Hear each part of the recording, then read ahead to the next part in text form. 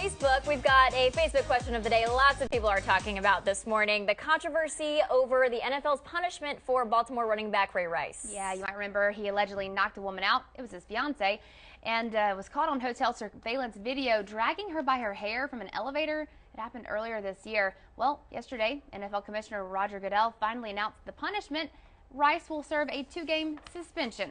Many across the sports world are very upset. They think the punishment should have been harsher, especially when you consider that wide receivers Josh Gordon and Justin Blackmon got full-year suspensions just for having marijuana. It's our Facebook question of the day. Do you think the punishment fits the crime? Facebook.com/FoxOKC. Sarah, good morning to you, says, I think the punishment for beating a woman should be far more severe than that for possessing a plant. Charles says another example of wealth and fame offering lawlessness. Sad.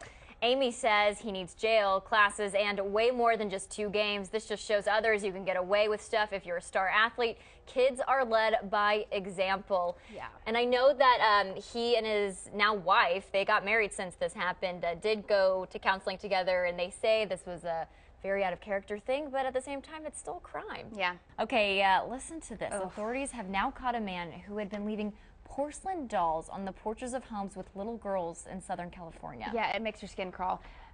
Over the last week, the sheriff's department says the dolls have shown up on at least 8 porches, and get this, the dolls resemble the daughters of those people who live at the home. Now they're left with no notes or threats, but the parents say they're still scared. You don't hear or see anything like that. I mean, only in the movies. Oh, I would freak out. It would scare me, definitely. We're in a bubble here in South Orange County. Yeah, I'd just be really scared. Like, I don't think I could sleep at night or something. Early Thursday, the police announced on Twitter they'd found the person responsible for leaving the dolls. Says the person's actions were in good will. I don't know, maybe the person just saw the little girls and he Thought they'd want a doll? or she had the dolls and thought they'd want them. I mean, I had dolls that looked like me growing up. Maybe, I don't know. If that's what the police say, okay. Still weird if you ask me. All right, an entire Wyoming town up for sale this morning. The price tag about $1.5 million. Yeah, take a look at the small town of Aladdin, Wyoming. It has a population of about 15 people. Used to be home to around 200, but the local coal mine shut down and that population dropped. So the town's people decided to put the town up for sale, and it comes with a general store that was built back in 1896. Also a house, a bar, and a trailer park, along with a post office. The town covers about 30 acres of land. They hope whoever buys it keeps the tiny town the way it is. That's kind of the importance of the town, is the fact that it's pretty humble and down to earth, and that's what it should be. Well, they say they haven't received any serious offers just yet, but they hope they will soon. Okay, get this. California taxpayers shell out hundreds of thousands of dollars every single year so the state DMV can accept or reject personalized license plates. Reporter Kristen Severance shows us some of the license plate requests that are either funny, offensive, or explicit, and the responses by DMV workers that may raise eyebrows as well. This job would just be funny. I like the responses, though. That one where it said, I'm not even sure if this is bad, but it was denied anyway. What the heck? Yeah. I don't know. All right, well, this is the trailer. Watched and seen all around the world. The trailer. We're going to take a look at the reaction from the new 50 Shades of Grey trailer and find out if people think it's hot or not. Good Friday morning, it's 9:44. Well, if you haven't seen the new trailer for the 50 Shades of Grey film, you might be one of the few who haven't. Everyone's talking about this. Oh, yeah. First thing I did yesterday was to watch this after the show. All right, so it's the highly anticipated trailer for the 50 Shades of Grey movie. It was released yesterday.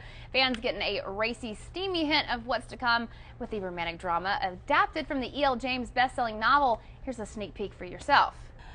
Okay. Ugh. Honestly, I thought the trailer was a little underwhelming. Okay. It was just I don't even know how much time our producer's given us to talk about this, because Bill and I were talking about it yesterday off air. Valentine's Day next year is when it's going to come out, okay? First of all, so the people they bring the picked dates. were kind of weird for this. The trailer was very weird. I mean, it was like 2.5 minutes long, and nothing crazy starts happening until the very end.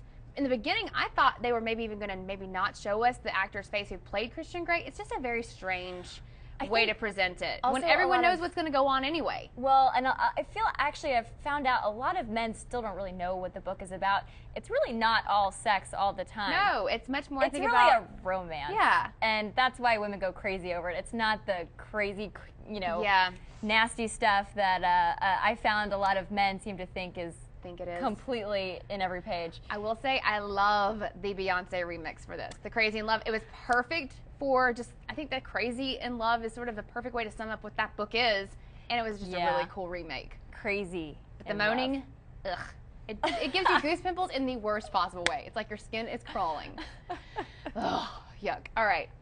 Well, now on to the weather. Can you follow that up, Jeff? Oh, need a cold shower after that video. You guys sure are negative about that. aren't you? Yeah. Yeah. So anyway, try to find some cold, cool water this weekend if you can, because Okay, Jeff, thanks so much. Well, who doesn't love a funny cat video? Even if you're not a cat person, these things just go completely wild all over the internet. Tomorrow, you can see as many of them as your heart desires. Oh, yeah. It's Catterday, Oklahoma City, celebrating an Internet Cat Video Festival. It's going to be tomorrow on the Great Lawn at Myriad Botanical Gardens. The pre-show starts at 7 p.m., the big show at 9. It'll be part of a national festival that's traveling through our city. It has a 75-minute video of all the Internet's finest cat videos. I guess the most viral of all these little kitties getting put together on this 75-minute long movie. There's also going to be cat-themed face painting, a live band. Other cities that do this festival include Seattle and LA. One of the organizers says everyone, no matter their age, gender, religion, creed, race, beliefs, or interests, connects to the videos, and they are hoping that this is what will happen tomorrow night here. I know I can get lost for a long time looking at cat videos on YouTube, so this could be a blast. All right, we're going to take a live look outside now. Little summer sunny day, I-44 and North 10th. We'll be back with your fan of the week in just a couple minutes. A big congrats to our fan of the week, Jennifer A. Thanks so much for signing up on Facebook. You are our winner, and I feel your pain. I've got a tough last name as well, but don't be too upset because you're going to be winning a day at the spa. So congratulations. All right, take a look at this. This is a royal photo bomb you're looking at. Is this for real? If you check out in the background, you can see the Queen of England. That's not real. The photo's been retweeted thousands of times, also printed on the front page of the British newspaper, The Times. It's of two Australian hockey players who took this perfectly timed shot of the British monarch at the Commonwealth Games in Glasgow. The two did admit they timed the shot knowing Her Royal Highness was moving into view. It looks almost like she's superimposed in there, but I guess not.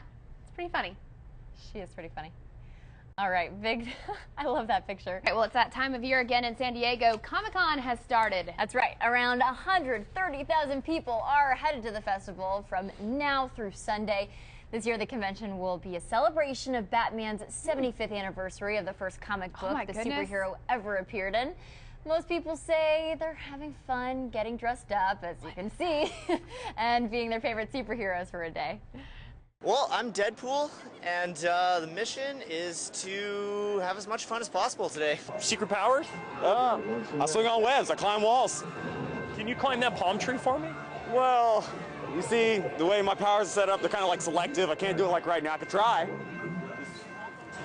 Yeah. This year's convention expected to bring in more than $177 million into the area, and these guys are pretty serious. What is that?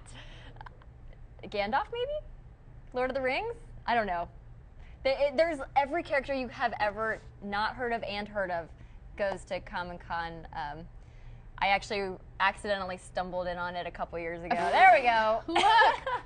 Oh my goodness. As you can see, we're dressed in normal clothes because we literally had no idea this was happening the same weekend. What are those people behind you? I have no idea, but they agreed to take a picture so we could actually prove that this happened by accident.